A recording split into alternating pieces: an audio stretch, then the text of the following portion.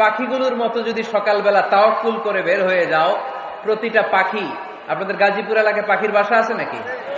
কি পাখি আছে? বাবুই পাখি, হ্যাঁ, কি পাখি? সব আছে। তো এই পাখিগুলো এই গাজীপুরের বিভিন্ন গাছপালার উপরে যে নিড বানিয়েছে বাসা, দেখবেন সকাল বেলায় এই পাখিগুলো আল্লাহর উপর তাওয়াক্কুল করে বের হয়ে যায়। এই পাখিগুলো জানে কোন জায়গায় ওর রিজিক আছে, রিজিকের ব্যবস্থা করলো কে? সারাদিন শেষে পাখিগুলো আবার ওদর পূর্তি করে পাখিগুলোরে নিডে ফিরিয়ে দেয় কে? জানে না কোথায় খাবার আছে।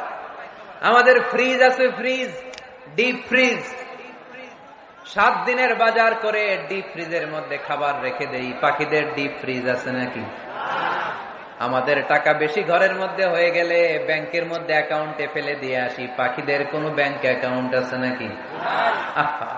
তারুহু তাকদু খিমাসান তারুহু বিতানান। সকালবেলা পাখিগুলো কিচির মিচির আল্লাহর জিকির করে বের হয়ে যায়।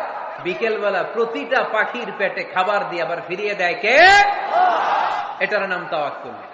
ওমরে ফারুক বললেন, তোমরা যা করছো এটা তাওয়াক্কুল নয়। নামাজের পরে বের হয়ে যাবা, আল্লাহর জমিন যে আবাদ করবা, কৃষি কাজ করবা, ব্যবসা করবা, বাণিজ্য করবা, চাকরি করবা, আবার নামাজের সময় ঘরে আসবা। এর মাধ্যমে তোমার ঘরে যে হালাল রিজিকের ব্যবস্থা আল্লাহ করে দিবে, এটার নাম হলো তাওয়াক্কুল। পড়েন সুবহানাল্লাহ। গোটা জমিনটা আমাদের, গোটা জমিন আমাদের জন্য আল্লাহ দিয়েছেন। যেখানে যাবেন রিজিকের ব্যবস্থা আছে না নাই?